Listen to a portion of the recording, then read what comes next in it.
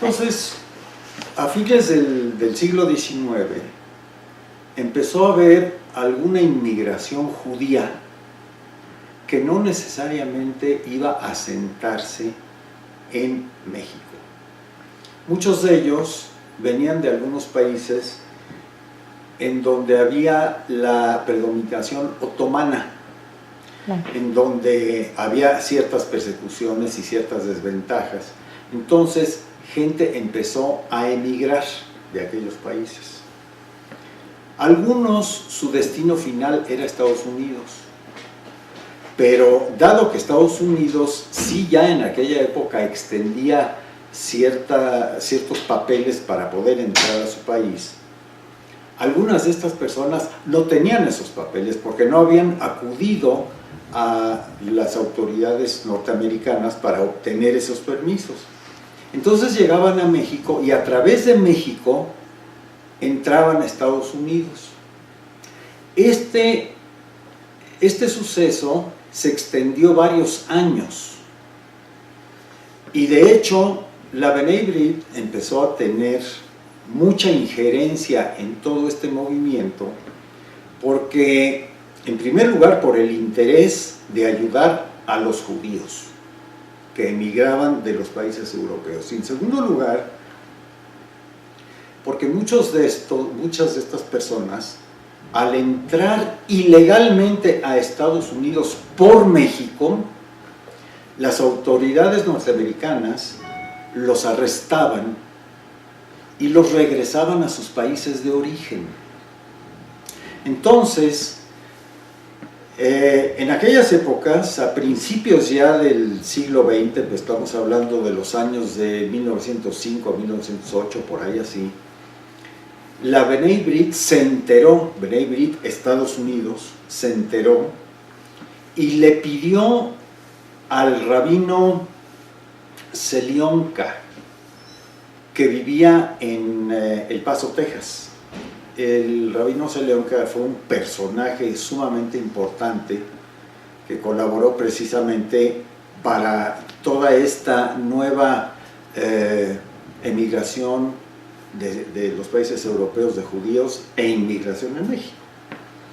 Entonces, a él le pidieron que investigara esta situación que había con aquellos judíos que querían entrar a Estados Unidos y por qué no se asentaban en México. Entonces, el rabino Selionka vino a México y fue a varias ciudades a donde había conocimiento de que había algunos judíos. Y empezó a hacer sus averiguaciones y en aquella época en México también había mucha inquietud, que luego en 1910 se desató con la Revolución. Y algunas de las conclusiones del rabino Selionka fueron que México era un país de oportunidad para el judío, mas no para las actividades agrícolas, sino para las actividades industriales y comerciales. Y entonces, bajo esa premisa, él reportó todas sus impresiones a Estados Unidos, a B'nai B'rith de Estados Unidos. Y entonces B'nai B'rith trató de, en primer lugar, ayudar a aquellos que querían venir a México y asentarse en México, y a la vez convencerlos de que México era una opción, para evitar precisamente la posibilidad y el peligro de que al entrar ilegalmente a Estados Unidos los arrestaran y los enviaran de nueva cuenta a Europa. Entonces, hubo una serie de viajes del rabino Selionka, que a la sazón ya era miembro de B'nai B'rith.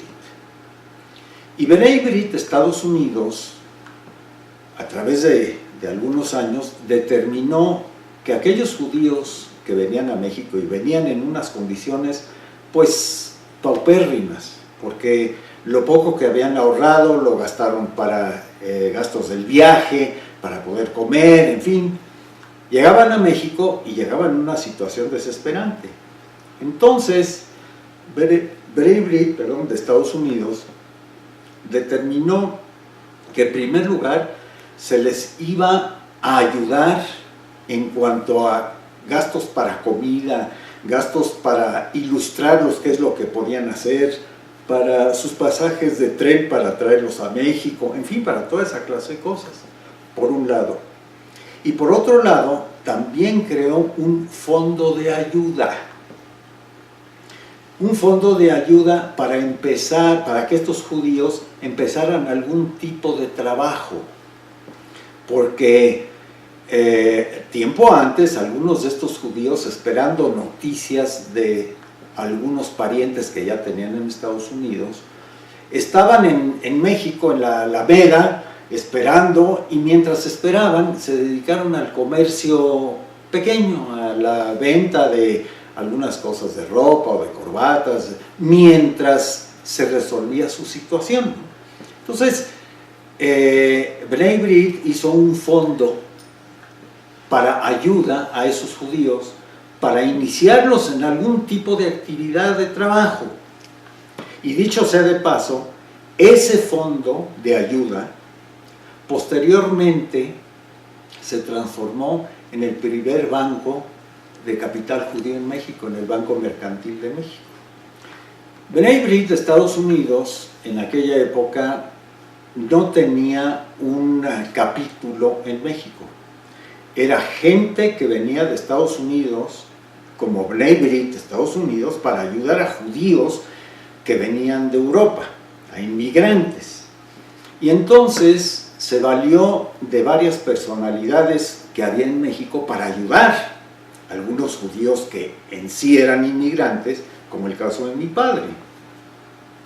Entonces, uno de los señores de Bnei Brit de Estados Unidos, a quien le dieron la dirección de México, o sea, de la actividad de Bnei Brit en México, fue un señor Weinberger.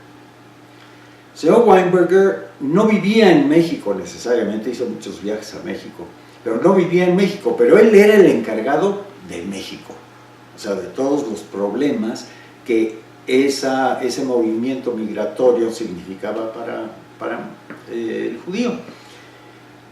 Mi padre, entre otras personas, mi padre llegó de Rusia, de Odessa, en aquella época era Rusia, hoy Odessa ya es parte de un país independiente que es Ucrania, y llegó él como ingeniero, llegó él de las pocas personas que llegaron con una profesión, y él estudió allá en su tierra en una academia militar naval, porque mi abuelo era metalurgista y tenía una fundición de metales nobles y le fundía a la armada rusa piezas, válvulas de presión, etc.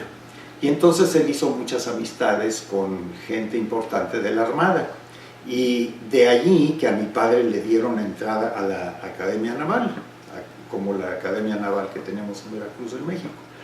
Y él egresó de la Academia Naval como ingeniero mecánico naval, y su especialidad era artillería.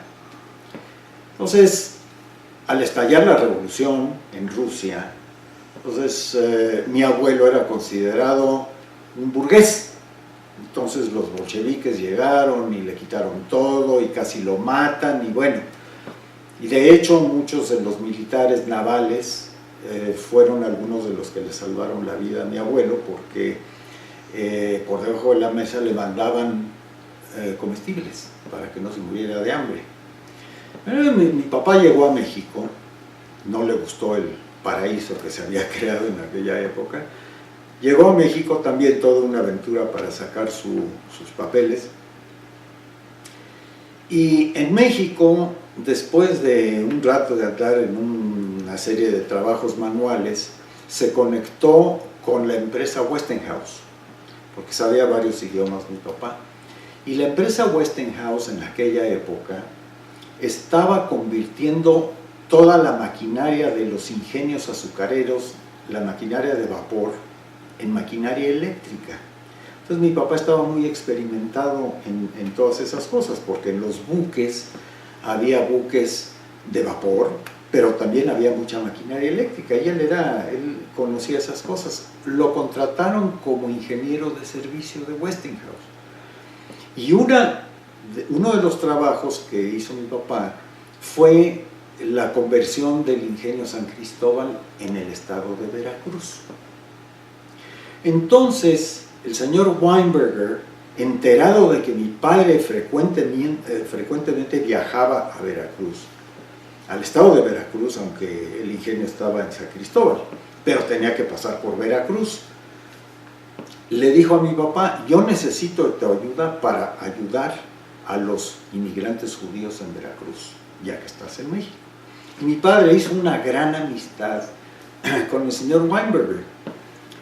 Y cuando llegaba el señor Weinberger, sabían que iba a venir algún barco con inmigrantes, le avisaba a mi papá los recibía en la estación de ferrocarril en la Ciudad de México, y juntos se iban en el tren a Veracruz.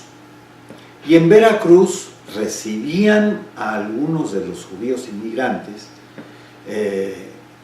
ya les ayudaban con las gentes de inmigración, y así les daban algún apoyo, y a quienes querían y necesitaban también los favorecían con algunos préstamos del dinero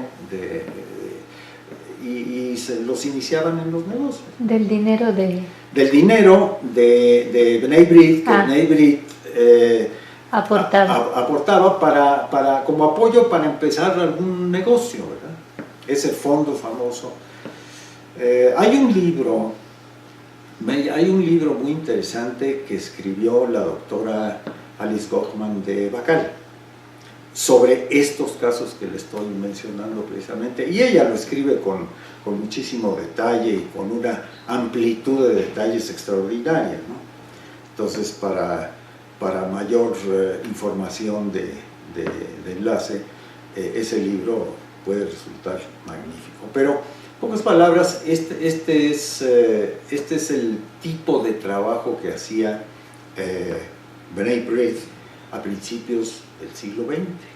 Y esto se fue extendiendo varios años. El que era muy activo era el rabino Seilonka, que hizo muchos viajes a México. Su base era El Paso, Texas, siempre fue. Y también dentro de todas las actividades que hacía Bnei Brit, posteriormente Bnei Brit sí abrió un capítulo en México, pero esto ya fue en 1934, cuando abrió su primer capítulo, la primer logia, la Logia Espinosa, de la cual hoy tengo el honor de presidir. De ahí en adelante, Bnei Brit tomó a su cargo, ya Bnei Brit de Estados Unidos se había retirado de México, ya no mandaba gente, sino estaba en contacto ya con el capítulo que se formó en México, y que empezó a trabajar en forma independiente, tratando de resolver muchos de los problemas de la comunidad judía que ya empezaba a crecer, ¿no? En sus anales, Bnei Brit de Estados Unidos mencionaba haber ayudado a más de 800 inmigrantes. Estamos hablando de la década de los 20. Entonces, esa fue, digamos, la raíz de donde se desprendió precisamente la mayor parte de lo que hoy conocemos como la comunidad Ashkenazí, porque la mayoría de inmigrantes que vinieron en esas décadas fueron judíos europeos. La mayoría eran de Rusia, fundamentalmente por los problemas de la revolución, los problemas de la posguerra, enfermedades, carencia de alimentos, etc.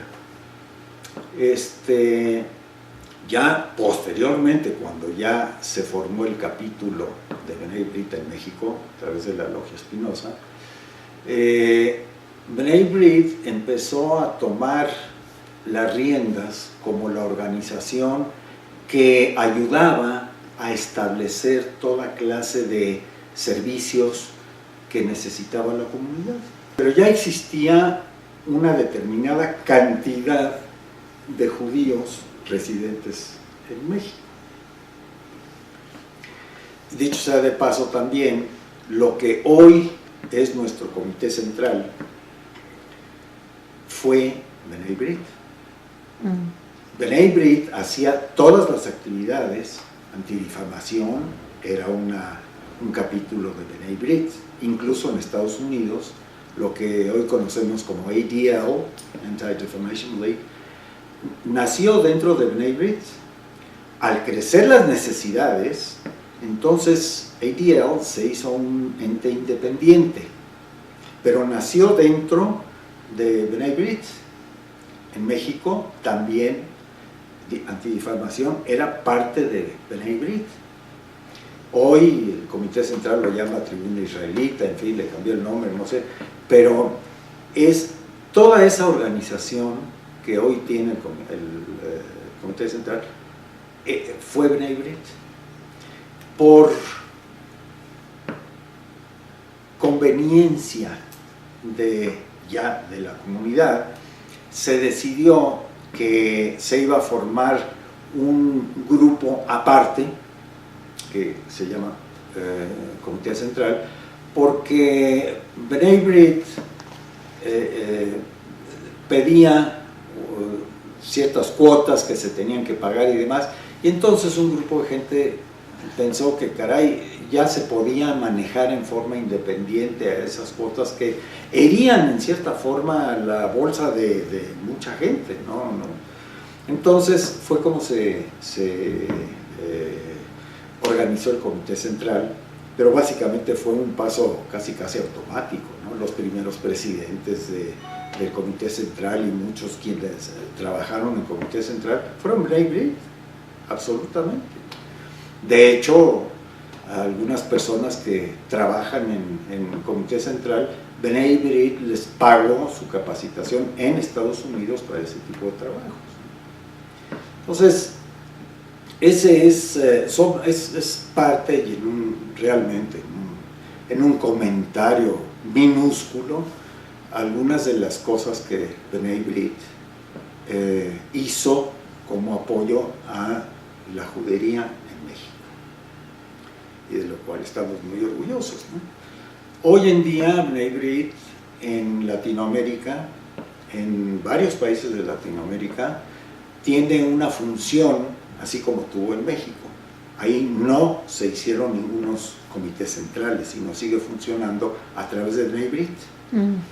Y México es parte del distrito 23 de B'nai B'rith, pertenecen varios países latinoamericanos, y pues eventualmente tenemos juntas con todos estos países y cambiamos impresiones de cuáles son sus inquietudes, cuáles son sus necesidades, etc.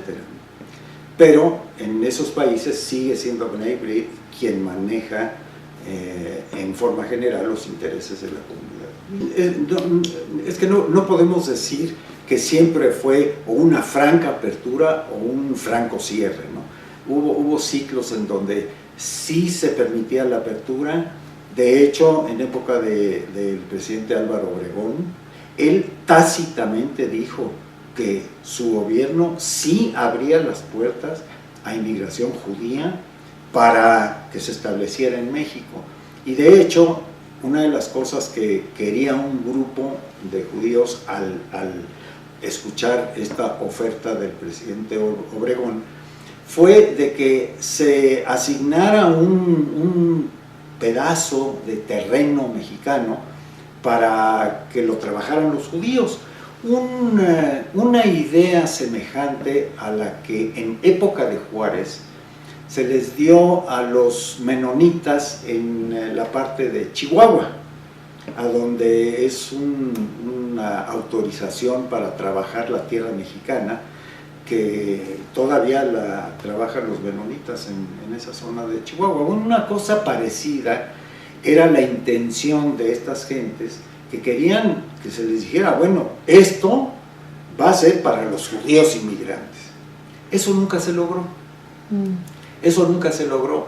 Y particularmente en el terreno agrícola nunca se logró por todas las diferencias y todos los problemas que había precisamente con la propiedad y el trabajo de la tierra. O sea, durante la revolución, pues esa fue una de las cosas más importantes que se discutieron y se pelearon en México, ¿no? Por la propiedad de la tierra y demás. Entonces nunca se logró un acuerdo para que hubiera un terreno. Entonces, pero volviendo a la pregunta, en época de Álvaro Obregón sí hubo del gobierno una apertura para que vinieran judíos, también en época de Calles. Pero posteriormente, en 1931, por ejemplo, hubo un brote antisemita muy importante, en donde intervinieron incluso Bnei Brit de Estados Unidos. ¿Aquí en México? Sí, aquí en México. Fundamentalmente contra comerciantes que ya... De las camisas doradas y... cosas por el estilo. Y entonces, afortunadamente, se pudo controlar hablando con las autoridades y entonces calmando un poco las cosas. Lo estoy diciendo muy condensadamente, pero requirió de mucho trabajo y requirió de muchos contactos con el gobierno mexicano, que a la sazón pues se llevaban con mucho cuidado, precisamente por temores a que no hubiera más detonantes que pudieran entorpecer las cosas. Entonces, posteriormente, en época de Lázaro Cárdenas, aunque Lázaro Cárdenas fue un hombre de izquierda, él permitió la entrada de judíos que vinieron durante la época de la Guerra Civil en España. Al principio judíos españoles también, los judíos que no eran españoles, pero que estaban con la República, ¿okay? Y que de hecho el estimadísimo licenciado Gilberto Bosques, un extraordinario hombre y diplomático mexicano, él le extendió muchos pasaportes no solamente a españoles, sino a judíos. Y judíos que no necesariamente o tenían inclinación hacia los republicanos, sino judíos que eran ya perseguidos por los nazis en Francia, ¿no? Entonces, a pesar de ello, y a pesar de que el presidente Cárdenas permitió la entrada a la nación por vía de Gilberto Bosques, por ejemplo, a México de judíos, su régimen permaneció un poco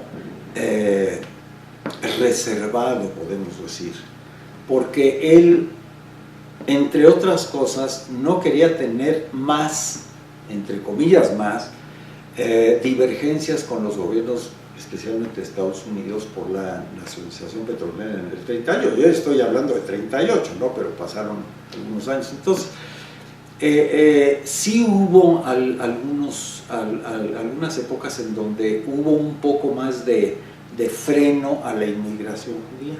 De hecho, en la época de la guerra sabemos de que incluso un barco no se le permitió entrada a México, donde venían muchos inmigrantes, ¿no? Es que hubo varios. Sí. Hubo uno en donde vinieron, no los aceptaron en Estados Unidos, no los aceptaron en México, los aceptaron en Venezuela. En Venezuela les abrieron las puertas y muchos judíos venezolanos venían, o sus padres y abuelos venían en ese barco. Pero hubo otro en que se regresaron a Europa, los regresaron a Europa por haberse les cerrado las puertas en el continente americano, y llegando allá a Europa los arrestaron y eventualmente los sacrificaron en los campos de concentración. Entonces, hubo esas altibajas, ¿no? Hubo altibajas, pero a mi juicio no eran esas altibajas, no necesariamente eran porque había una franca oposición al judío como tal, sino había otros factores alrededor que llevaban a aquellas personas que tomaban esas decisiones a tomar esa decisión. Pero a fin de cuentas, pues sí, en alguna forma o en otra sí continuó la inmigración, aunque en volúmenes mucho menores que comparativamente en Argentina o en algunos otros países, ¿no? Pero sí hubo altibajas. La relación con esos inmigrantes originalmente era de apoyo económico, de apoyo para que conocieran a gente judía también y se sintieran pues no extraños en una nación nueva. Entonces fue tratar de hacer un encuentro entre estos inmigrantes y los judíos que ya había en México, ¿no? Entonces, además de encauzarlos al trabajo, encauzarlos también a que ellos mismos, una vez que empezaran a trabajar, formaran parte de esa sociedad. Y finalmente algunos de ellos fueron los que formaron la primera logia de B'nai B'rith en México. La que tú presides hoy. La que hoy presido.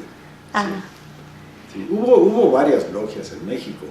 Yo recuerdo cuando yo era jovencito, yo participé en la primera logia que llamamos AZA, Aleph Tzaddik Aleph, que era la logia juvenil de B'nai B'rith en México. Entonces hubo mucha actividad de B'nai B'rith. Pero claro, de todas esas actividades que desarrolló originalmente B'nai B'rith, se desprendieron otras organizaciones, unas organizaciones hospitalarias, unas organizaciones de ayuda a mujeres, otras organizaciones, en fin, y todas esas formaron sus propios grupos, ¿no? De los cuales hoy hay muchísimos, ¿no? Afortunadamente. Hay muchos y que trabajan muy bien, pero muchos, yo diría que la mayoría se originaron en B'nai B'rith. El apoyo al inmigrante, bueno, hasta ahora. Lamentablemente hoy nos encontramos en un lapso muy reducido, porque precisamente de muchísimas actividades a las cuales se dedicaba antes B'nai B'rith, ya hay varias organizaciones que se dedican a ella. Se las hemos heredado, si se puede decir. ¿Cómo cuáles? Todas las que se dedica a Comité Central, por ejemplo, en fin, muchísimas. Llamarlas a todas sería impensable, ¿no? Pero sí, muchísimas de ayuda, hospitalarias, las cosas de los primeros, del primer cementerio que hubo en México a través de un grupo de inmigrantes que se llamó Monte Sinai, de hecho.